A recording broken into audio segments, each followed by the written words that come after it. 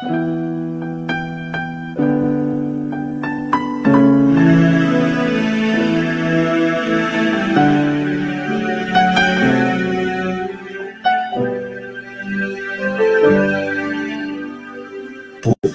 Jesus Nazareno, naming mahal, ang buhay mo sa amin ay inialay. Sa banal na krus, dulot mo'y dakilang tagumpay. Wagas mong pag-ibig sa amin ay iyong ibinigay. Salamat po sa buhay na walang hanggan. Salamat po, ikaw ang aming sandigan.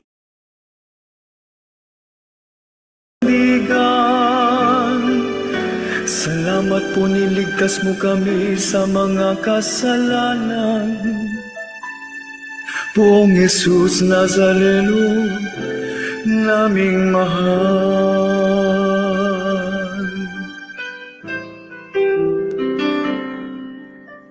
Poong Jesus Nazareno, naming mahal,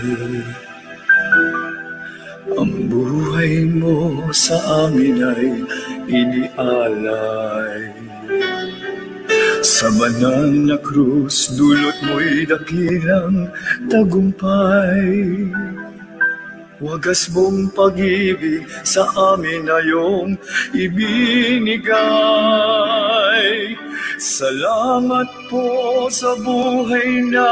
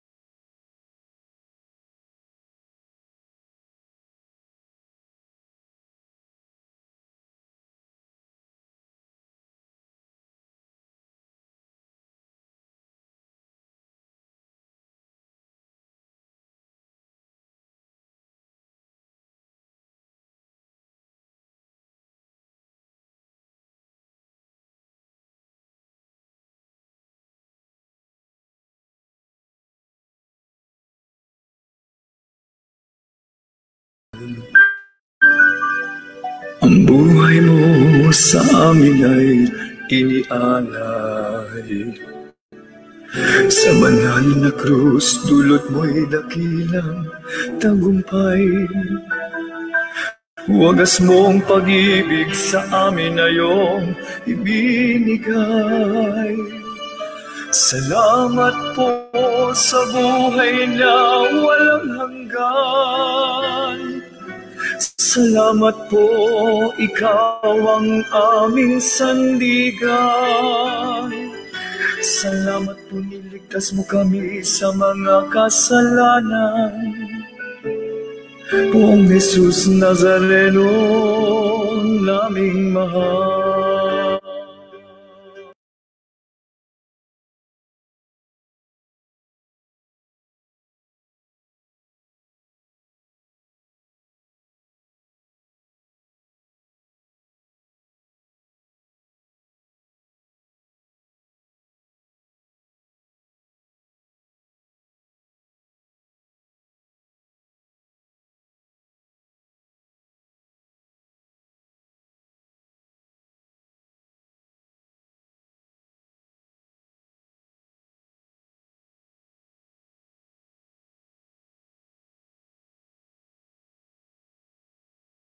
Salamat po, ikaw ang aming sandigan.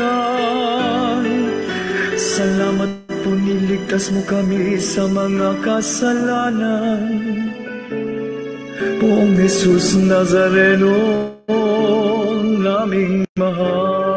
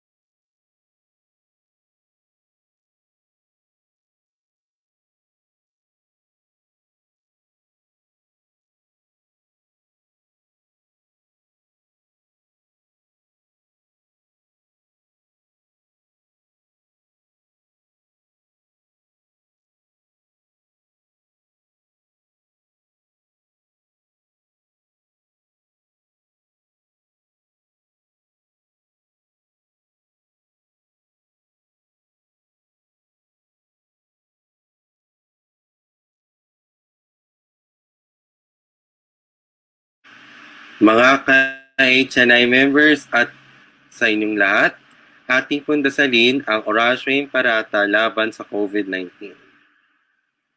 Makapangyarihan at mapagmahal na Ama, nagsusumamo kami sa iyo upang hinilingin ang inyong patnubay laban sa COVID-19 na nagpapahirap sa marami at kumitil na ng mga buhay.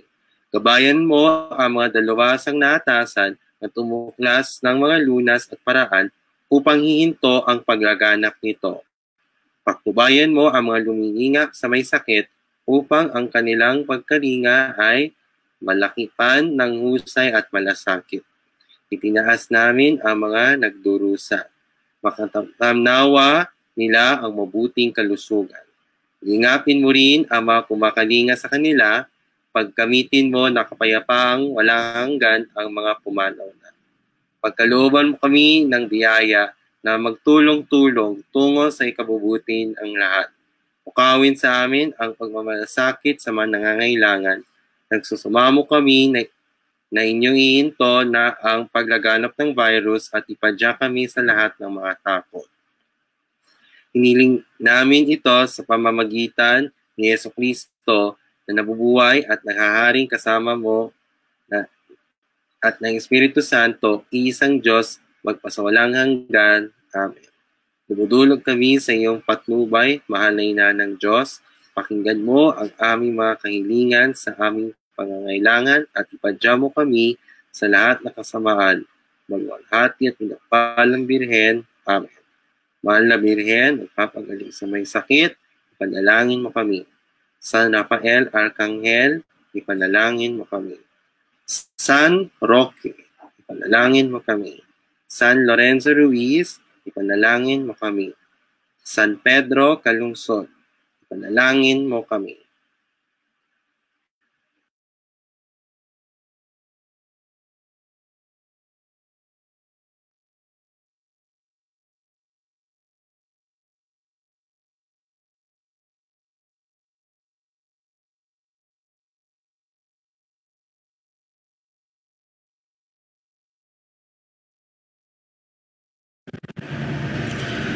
To our fellow HNI members and everyone, here now is the prayer for the protection for Hansing Asian PH.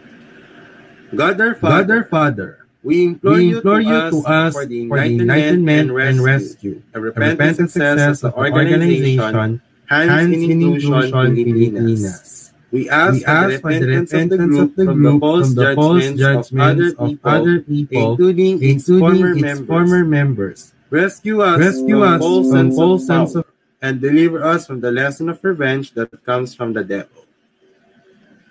Keep us in putting God first, whatever is the religion of their core team, including the founder, while being inclusive to all those who are in need of inclusion, especially persons with disabilities, LGBTQI+, people confused with their gender, ethnic groups, and poorest of the poor whom you also love.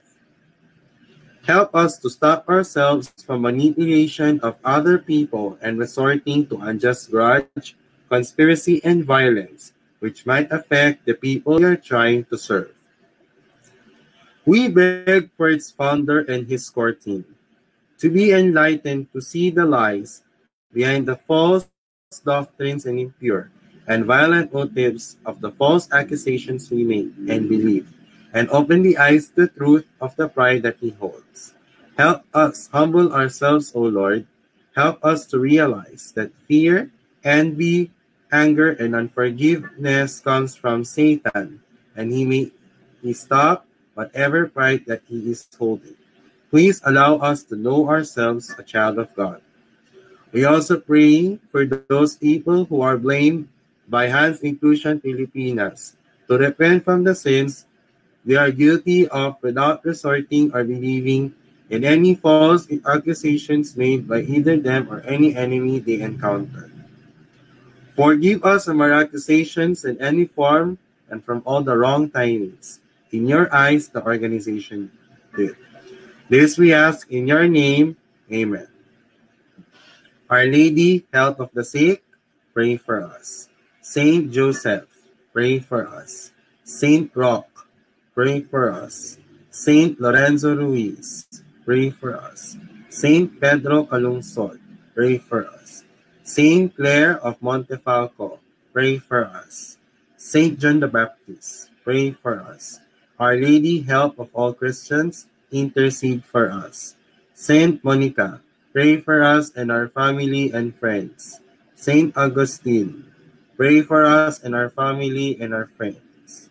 Saint Michael the Archangel, Saint Benedict, Pope Saint Pius X, and Pope Saint John Paul II, rescue us from our unintended wrongdoings. God the Holy Spirit, have mercy and change the heart of everyone.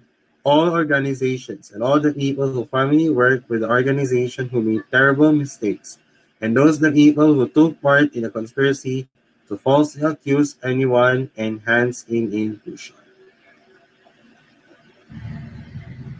Amen.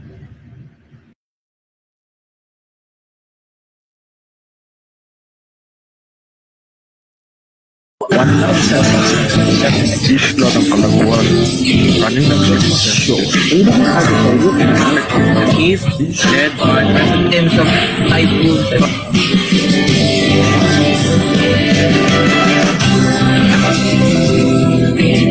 Different so North Summer. Hindi ko lang kanina. Ang pinaka-mission namin is to utilize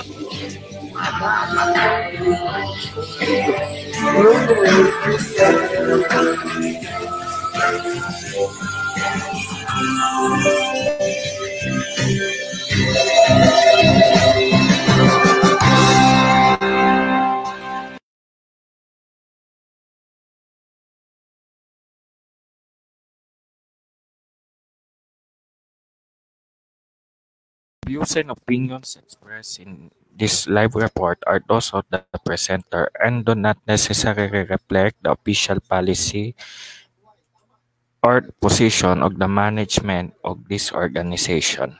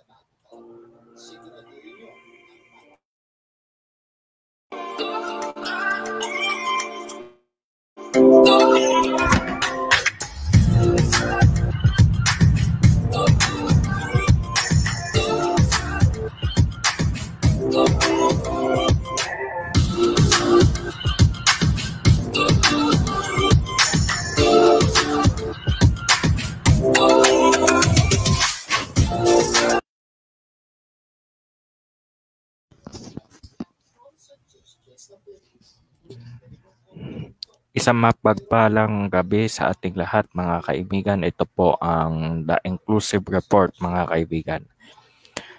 So, kumusta naman kayo so far? Kumusta naman ang unang Miyerkules ninyo na yung 2021? And then, have you pumunta ba kayo ng baklaran po or nag-online mass ba kayo para makapagdasal kay Mama Mary dahil ngayon ay simbang baklaran kahit online. Bukas, pupunta ang replika ng Quiapo Church doon sa simbahan ng baklaran. Mga ka-inclusion.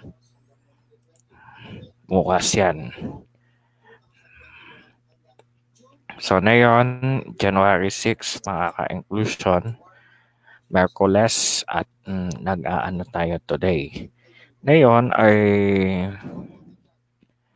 medyo konti lang muna ang ating itatopic. And then on Friday, expected na hindi ako makaka-report dahil kailangan kong magpahinga ng mas maaga dahil kinabukasan ay a-attend ako ng misa online sa Quiapo alas 4 ng umaga. Dahil isa-simulcast siya sa Inclu Radio at saka sa HNI Pilipinas. Well, anong mga pinagkakaabalahan natin ngayon? Muna. Ngayon kasi, magbabasa lang tayo ng 3 kwento lang and then kailangan natin mag-stop at 11 para makapag tayo. And then, ang kailangan natin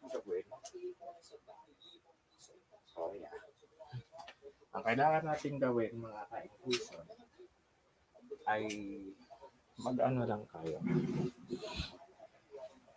So, mag-gospel reading muna tayo mga ka-inclusion dahil kailangan natin magbasa ngayon ng ebanghelyo na yun. Ayon, according to St. Mark.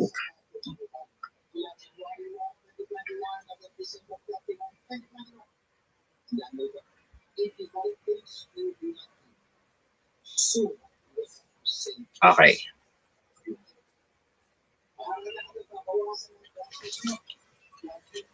Immediately, Jesus makes his disciples into the boat and go ahead to the Bethsaida, while he dismissed the crowd. After leaving them, he went up on the mountainside to pray. Later that night, the boat was in the middle of the lake, and he was alone on the land. He saw the disciples straining at the oars because the wind was against them. Shortly before dawn, he went up to them. Walking on the lake, he was about to pass by them. But when they saw him walking on the lake, they thought he was ghost. They cried out because they all saw him and were terrified. Immediately he spoke to them and said, "Take courage, it is Jesus." Don't be afraid. Then he climbed into the boat with them, and the wind died down. They were completely amazed, for they had understood the Lord's. Their hearts were hardened. So the gospel reading today. May kinalaman to na yon sa ating sa pasta ng Quiapo. Itong tema, yung binasa nating kanina. Huwag kayong matakot. Magpatatag kayo, si Jesus ito. Kagaya ng sinabi ko kanina, mga ka-inclusion, huwag kayong matakot. Si Jesus ito. Yan ang binanggit niya sa mga kanyang mga apostoles. Yan din ang tema ng ating translasyon ngayong 2021. So magbabalik po tayo muna makalipas ang ilang mga paalala at babasahin na natin ang 3 kwento ng ating buhay.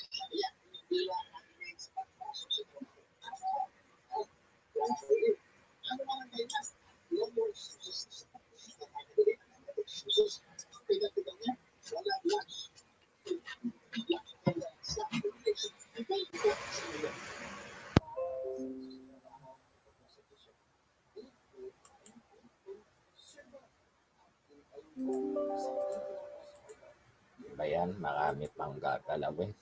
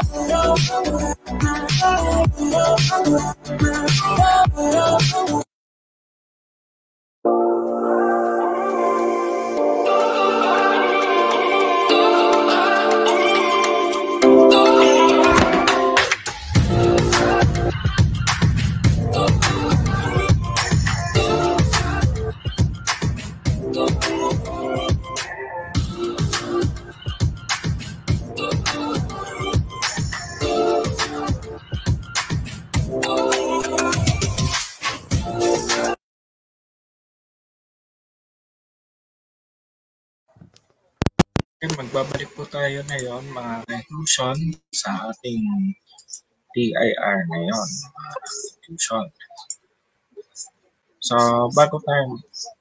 magpapasalamat tayo mga conclusion sapagkat kailangan natin tayo. And then, kailangan natin magpa-thank you at magpa-thankful kung ano yung mga pinagagawa natin today. Ngayon ay naghahanda na tayo, hindi lang isa, kundi dalawa din. Ano ang mga pagdiriwang ngayon mga conclusion? Una, ang pagdiriwang ng itim ng Nazareno sa Sabado. At ang ikalawa naman mga ka-inclusion ay ang pagdiriwang ni Senyor Santo Niño. May sound ba ako? Okay ha, obvious ako sa sounds. Pero kailangan talaga. Ayan. Ayan pala, may sound ako. Anyway, mga ka-inclusion, meron tayong mga babasahin kwento. Yan. So, ang una nating kwento ay tungkol sa isang pagsubok ng isang may edad na cerebral palsy.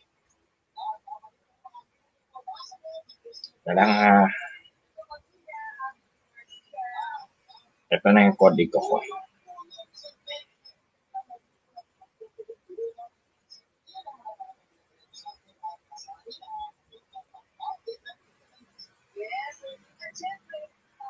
Okay. Dahil ito ang kwento ng isang may cerebral palsy na itatago. Tatago na lang natin sa alias na body. At ang nagsulat nito ang kanyang ina. Ang karanasan ng anak kong cerebral palsy sa alternative sa ALS. Nag-aaral siya sa munisipyo at nakatapos ng high school at nakatapos pa ng TESDA. Nalampasan niya ang mga pangungutya ng mga kaklase niya pati na rin ang mga guro. Bago ang pangatlong pagsusulik, bumisita sa ALS ang dating alkalde at humingi ng trabaho ang aking anak. Ang sabi ng alkalde, kapag nakapasa ka dito, dating alkalde to, bibigyan kitang trabaho. Pinag-usayan niya to at pinagsikapan niya to. Sa tulong ng Panginoong Diyos, nakapasa ang aking anak. Ang grado niya ay 95 at na-text niya ang isang guro na supervisor. Nagkatotoo nga ang pangarap niya at nakagraduate siya noong July 2012.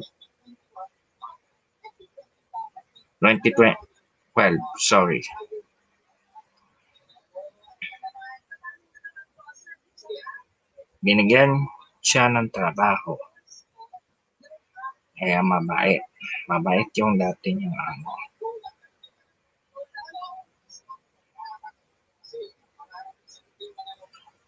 Di nagbigay-bigay na ng blessings. Agosto 2012, ayan, nagsimula siyang magtrabaho bilang encoder. Kasama ang dalawang kontrabida niyang guro. Ang una, tanggap yung isa. Makalipas ang ilang buwan, sinabi niya sa kakilala niyang guro na pwede bang gamitin ng locker? Oo daw. Pero sinabi rin niya doon sa isang babaeng guro na bakit permanente ka ba dito? parang pinapalabas niya ng isang babaeng guro na parang inaapi na siya. Pinahiram niya pero binawi. Pinalabas ang lahat ng gamit kaya nagsublog siya sa kakalalang ng guro. Pinapunta sa DO. Division Office yung DO ha. Oo daw, pero hindi naman daw walang natpangko. Kung kadalasan nga may baong pang pagkain.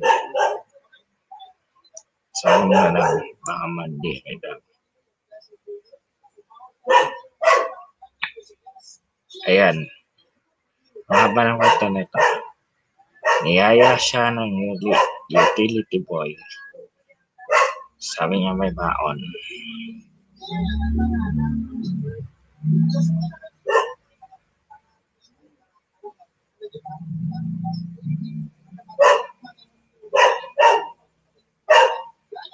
Dito na nag-umpisa ang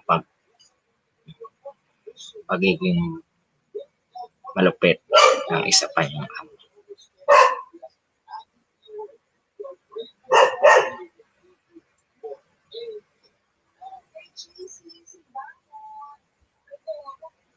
Maski ang mga gwardya, maski ang ng 2013, iba na ang mayor.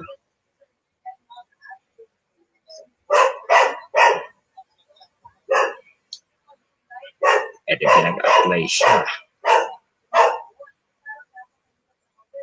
Kaya ang sabi ng mayor,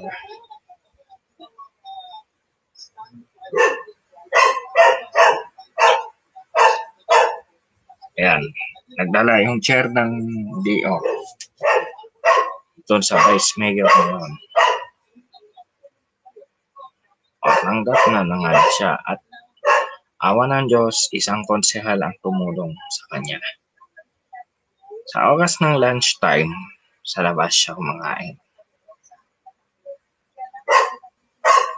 At pinahiya na naman ng dalawang kontrabida. Yung dalawang kontrabida.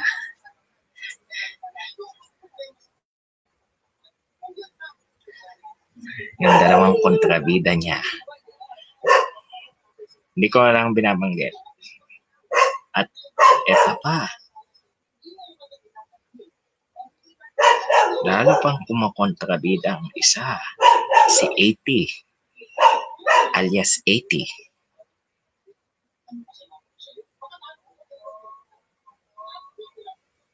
Nang yung taga-DO ay nag-promote papuntang Baguio, tumawag itong taga-DO pwedeng mailipat. Ang sabi nito ni G, diyan lang muna siya. Mahaba nito. Kay D, na ginagamit yung computer ni ano ko. Ay ito, donate daw. Alam na kasi ng taga-DO na ang ginagawa ng mga kontrabida. Kaya bago umalis itong kontrabida na mahabang pasensya na lang. Pati mga clerk at utility. Ginugulo pa kaya yun pala ang plano. Several months, several years. Nakayanan pa.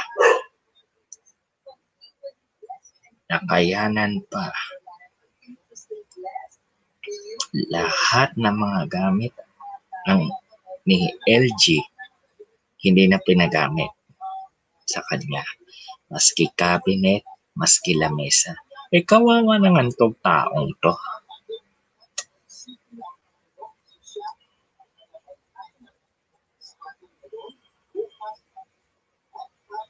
Langgam.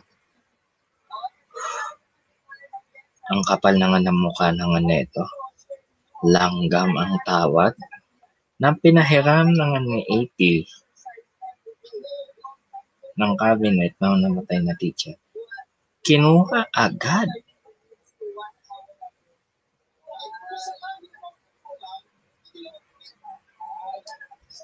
Grabe.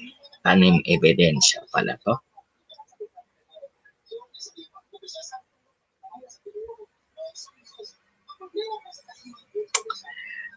Ayan.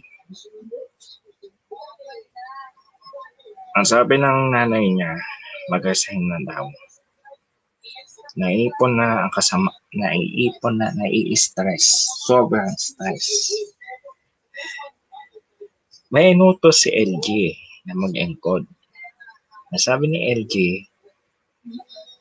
parang sinigawan. Mali daw si LG.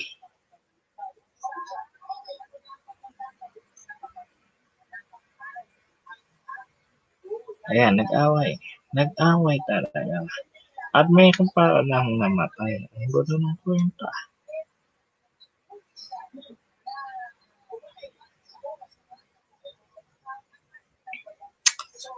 Ito ang sabi ni LG. Itim kabayo pa. Tumutuloy na laway mo. May diferensya ka sa utak. Yung paghiga, hinga mo, may diferensya. Dito ako nagalit. Sa word na tululaway, diferensya sa utak at diferensya sa baka. Dito ako nagalit talaga. Nang nabasa ko tong pahayag.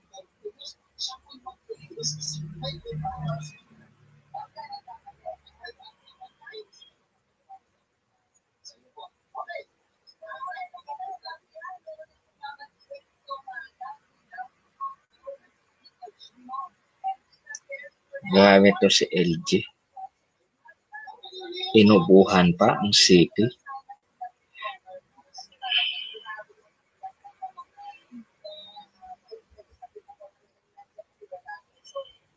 Yan, nagpa-doktor din siya.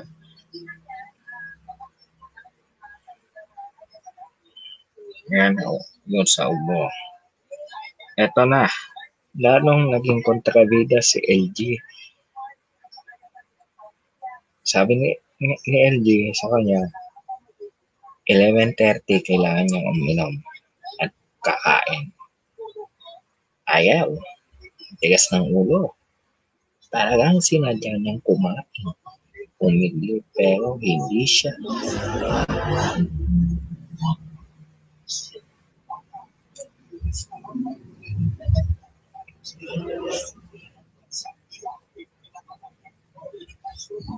At nagulat na lang ni LG na yan. Iskip natin to. Lalong ang gulo ng buhay niya. At ito, mayroon pang isa pang bangungot. Si Artie, isang abogado. Tinanggal siya.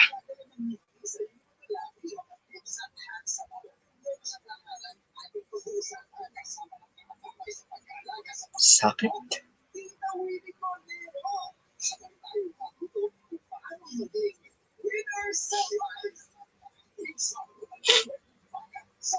Nanonood ka na yan? Huwag kang matakot.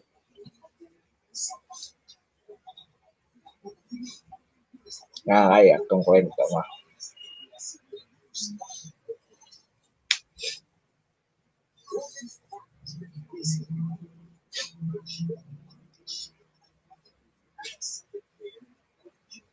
Hanggang ngayon, sinusubukan ng net niya na maging maging matatag. Lalo na ngayon na marami pa rin ang mga nambubuli sa kanya at saka nagpapahiya sa kanya.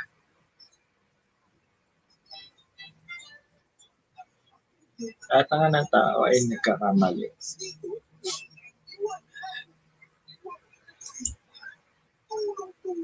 Yan. Ang natutunan natin sa unang kwento, mga ka-exclusion, huwag kayong masyadong api Kapag inapi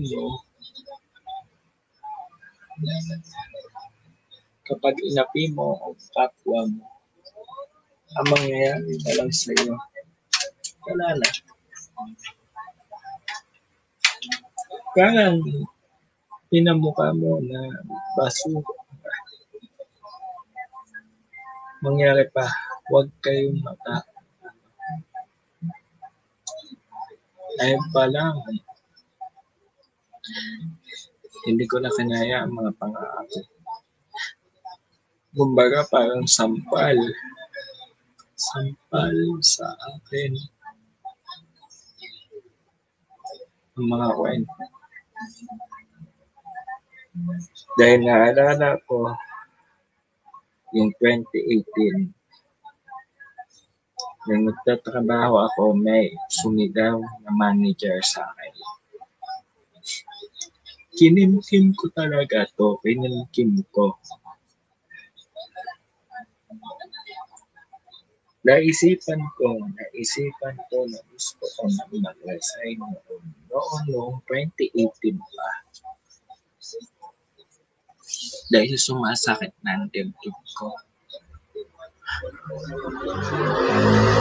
Sa sobrang sama ng loob ko noon, kasi similarity yung kwento. Yung kwento niya, kwento ko. May pagka-similarity. Sa sobrang sama ng loob ko, hindi ako pumasok ng 3 araw.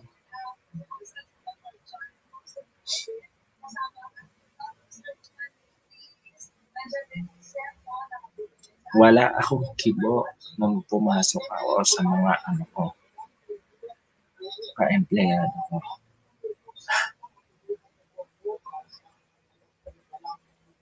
Ang sakit. Anyway, proceed na tayo sa second story.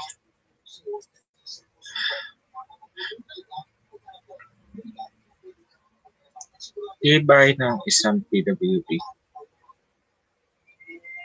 So, yung una nakakaiyak.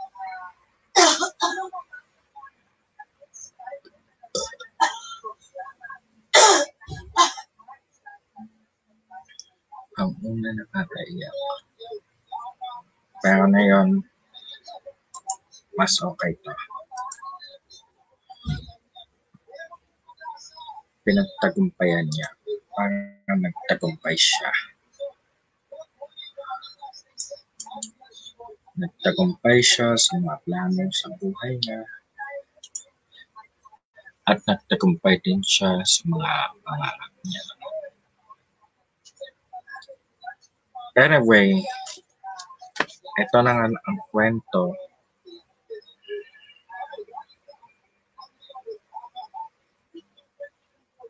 Ito ang kwento.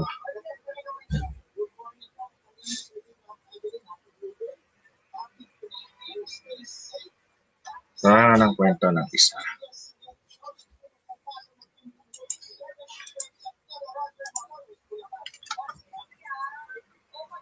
Ang nanay at tatay niya.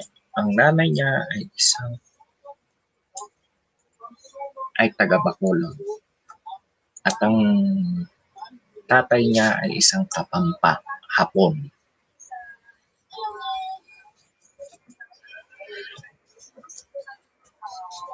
Ipinanganak siya noong Marso 1.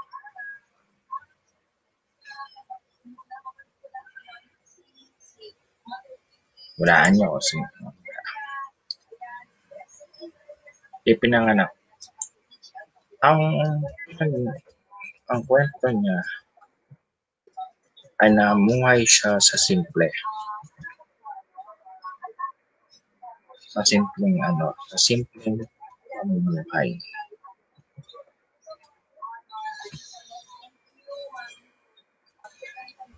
Pero ang nanay niya ay isang Ilongga at ang tatay niya ay isang Hapon. Anyway, ito ang kwento niya na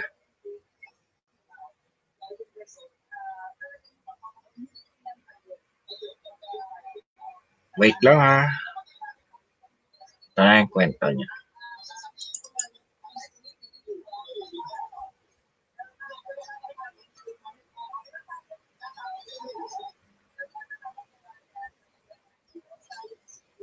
Okay lang.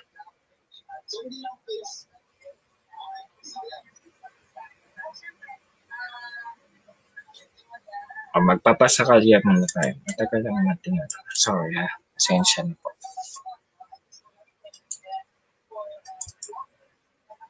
Lamig pa sa kalye. Eto.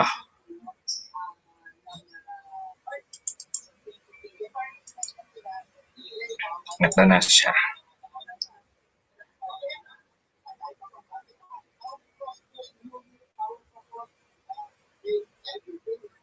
Obviously, life means personal choices that leads to contribution to another person's identity. When I was born, it was the start of my life. At the age of 5, I was diagnosed with autism due to language delay. Pareho lang pala kami. Pareho lang pala kami ng kwento nito. Nag-therapy din siya, nag-therapy.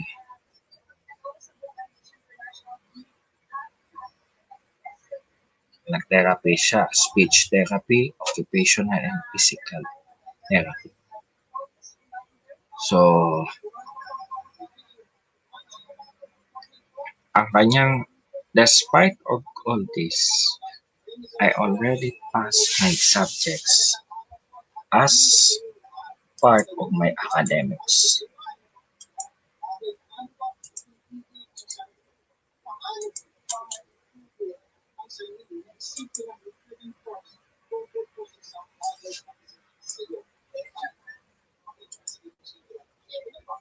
Because of God's grace, I recently turned 21, 14 days before the community quarantine in Metro, in the entire Philippines. This starts the end of childhood, adolescence, and teenage life. That leads to the start of my life as an adult. Being an adult for me is more responsibilities. As my adult life started recently, I should learn to be independent by doing my things by myself. It's my obligation to offer my life not only to myself but also to my family and also to go out to be a group man. Life can go on for me in the next generations to come. Period. Well, maganda ang kwento ng ating pangalawang natin. Maganda ang kwento ng ating pangalawang storyteller. Inspired ng unang kwento. Yung unang kwento kasi bigati.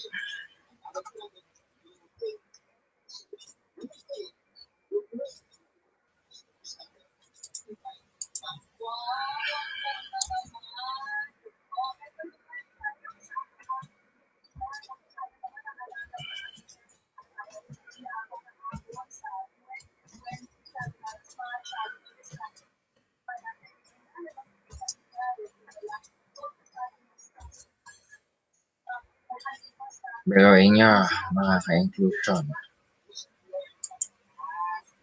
Siya pa ang isa pang magkaano.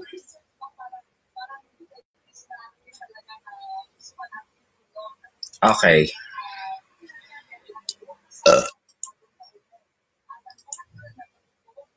Okay, mga ka-inclusion. Before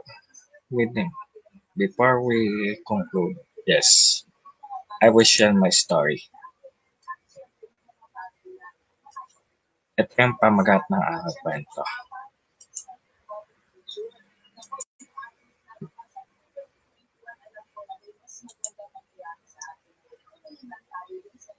Basahin ko na lang ha, para makaano tayo. This is my story, mga ka-inclusion.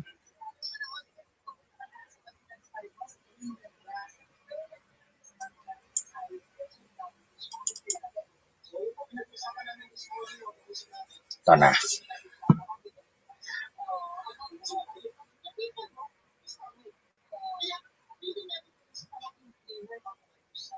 Ako ang bunso, anak ng isang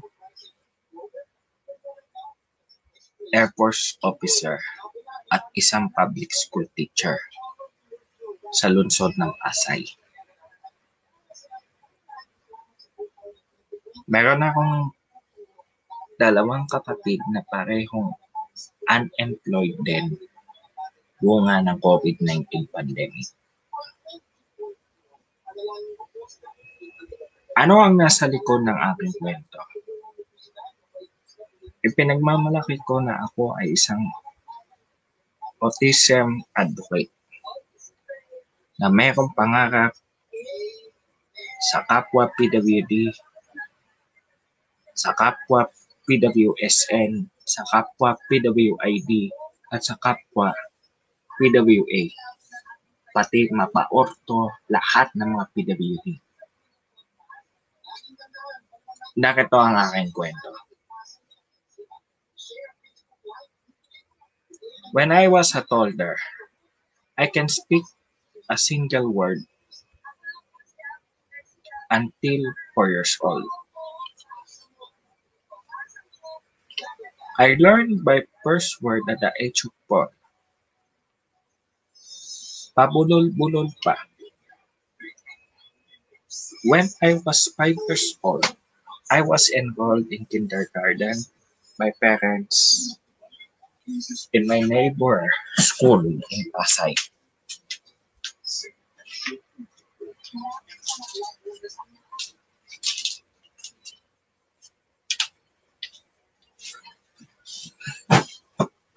Na hindi nagtagal ng 2 buwan.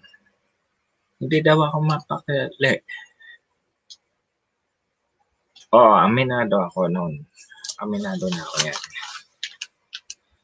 Kaya naghinto ako sa pag-aaral hanggang sa dumating ang aking ninang. Pa-obserbahan ako. At nalaman nila na mayroon akong autism. Siyempre, nagulat ang aking mama at papa sa balitang ito, mga inclusion. Hindi nila tanggap at hindi nila tanggap ang ina.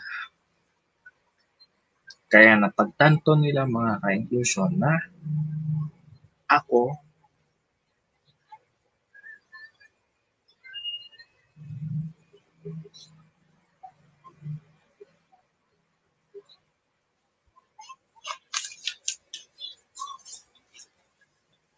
ako ay may autism.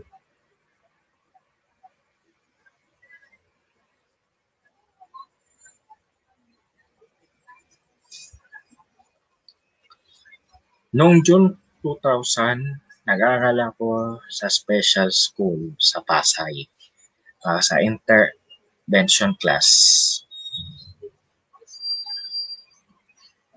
Hanggang sa nalipat ako sa regular school. Mula grade 1 hanggang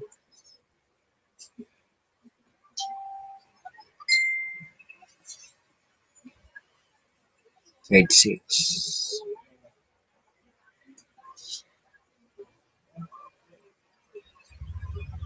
Grade 1 hanggang grade 5, naging top 1 ako. At grade 6, naging valedictorian ako. Kailan may bumalakid sa akin bago ako naging valedictorian, muntikan na ako hindi makapag-valedictorian dahil namatay rin ang aking papa.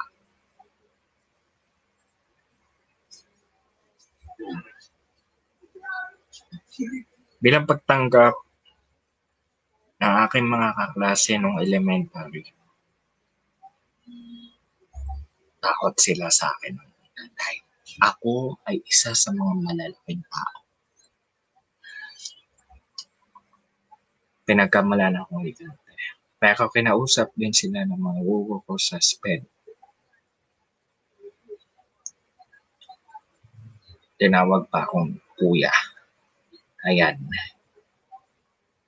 Palasali ako sa contest. Ang lagi kong average place na aking napapatalunan, runner-up. Maliit na bagay na yan. Umakbo rin ako ng Supreme Student Government as at mayor ng school. Natalo ako. Dahil wala pa ako. At the first age, hindi ko alam pa kung ano ang ibig sabihin ng SSG noon. Grade 6 yan.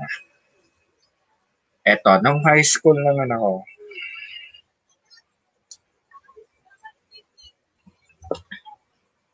dito na, nambubuli.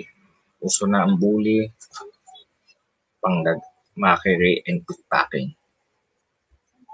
Yan, kinukupitan pa ako ng pera, nangingikil. So, meron din naman akong mabubuting kaibigan. At eto,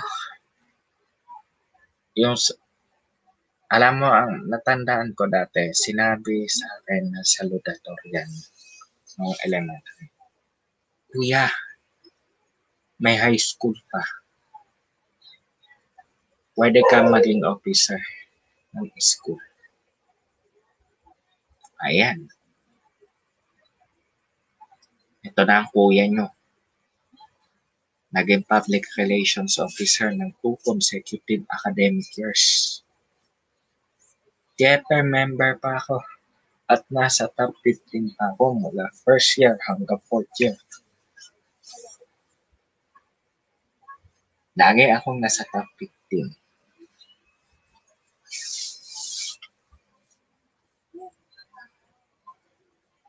Ayan.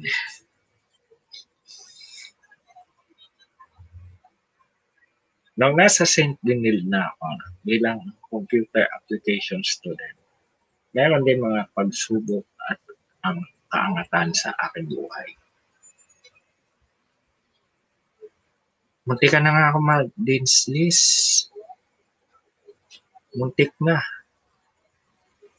Pero pinagpatuloy ko ang pag-aaral ko. Pinagpatuloy ko. Natatakot pa nga ako. Nag-aalala pa ako, baka iwasan ako.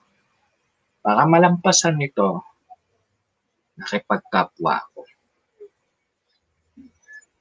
O, ito na ang pagkakataon ko na ipakita na matuguan ang aking sarili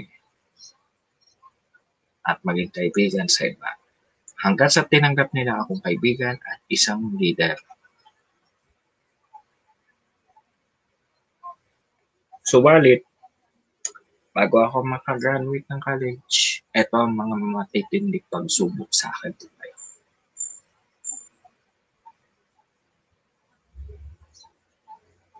Nawala na ako ng isang buong bag na upload sa ilalim ng LRT.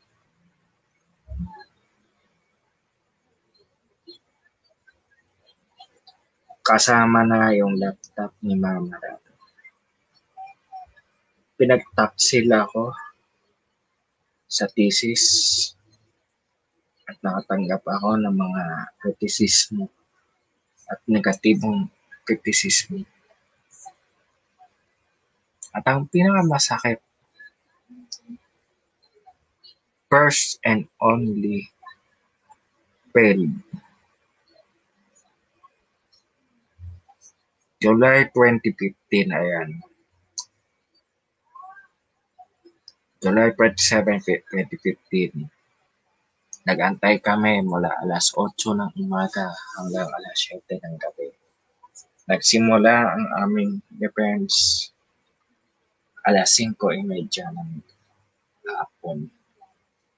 Natapos ang trial alas 6:30 ng gabi. Alam mo, ang sabi sa amin ng proctor namin, yung panelist namin, uulit kayo.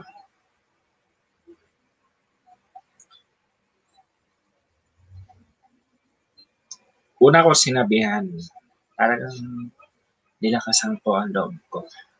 Si mama ko ang una kong sinabihan na baksak ako. Si mama ko mismo ang kauna-unahan kong sinabihan tungkol dito. Sabi ng mama ko, okay lang yan.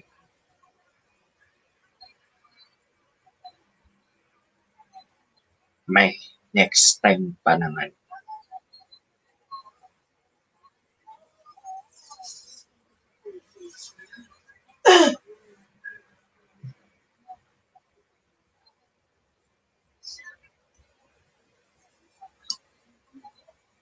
Para malampasan namin to, nakaranas din pala ako ng pagkabalisa.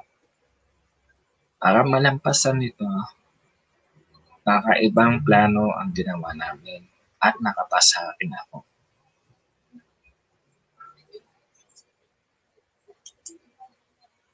Ngayon, dati, noong 2017, may trabaho ako.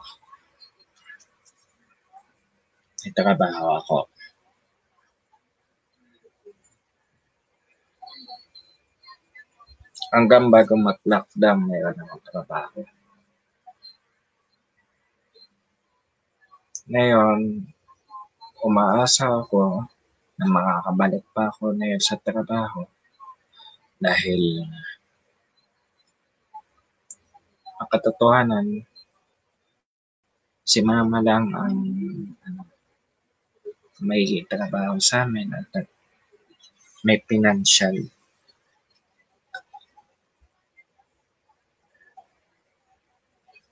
Kaya napapansin nyo yung mga live reports ko. Pinapalakas ko yan para magka-income din. Aside sa income sa HMI, personal income ko din. Kasi kukunin ko lang yung 5% lang sa akin. Mahirap na ang tambay sa bahay. Anyway, mga ka-inclusion, ayan, pinakita ko na naman ulit ang mga t-shirts. Yan, bili na kayo hanggat maaari pa. Kailangan nyo namin kami matulungan kasi we are planning na for a formality for sec. We are planning na.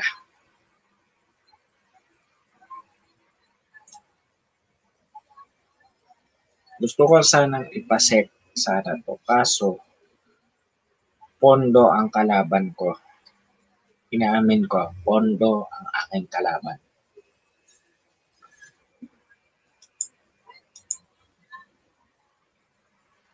Kaya sana bumili na kayo ng t-shirt, bumili na kayo ng tote bags, at bumili na rin kayo ng stickers.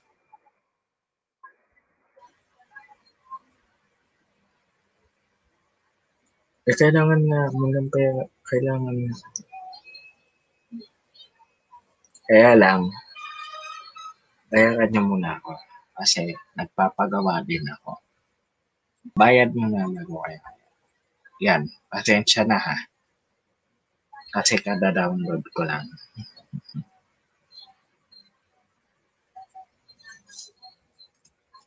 Ayan.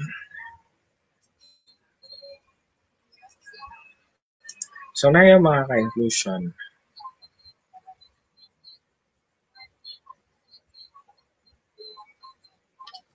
Dapat nga 30 minutes ako dito. Tagalan lang ako ng konti dahil na-enjoy ko. Ayan ang aking pagtalala.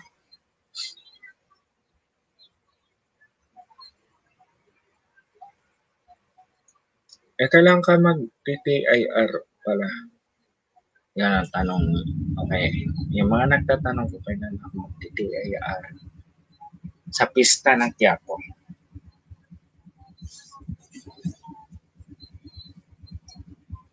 Wala pang oras. Hindi pa alam kung anong oras sa pista ng Quiapo. Hindi pa alam kung umaga or gabi or hapon. Ewan kung gabi, pwede ako. Wala pang katiyakan, pwede ako ng umaga. Kaya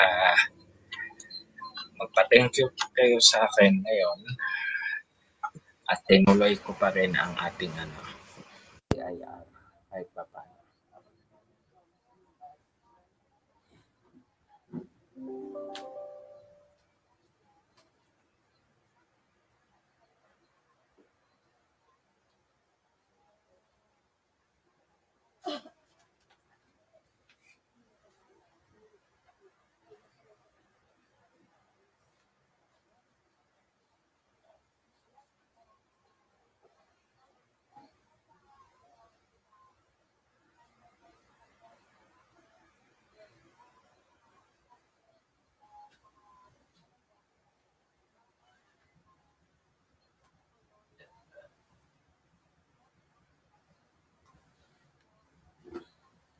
Okay, anyway, before anything else, thank you for watching everyone.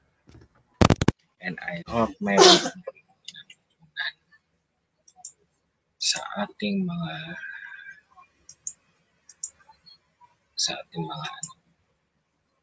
susundin niyo kami sa FB, sa Twitter, sa IG, sa Kumu, at pati na rin sa YouTube. So, maraming salamat sa mga nakinig at magandang gabi. Pagpalain tayo ng buong may kapal. God is good all the time. HNI, God first. Thank you.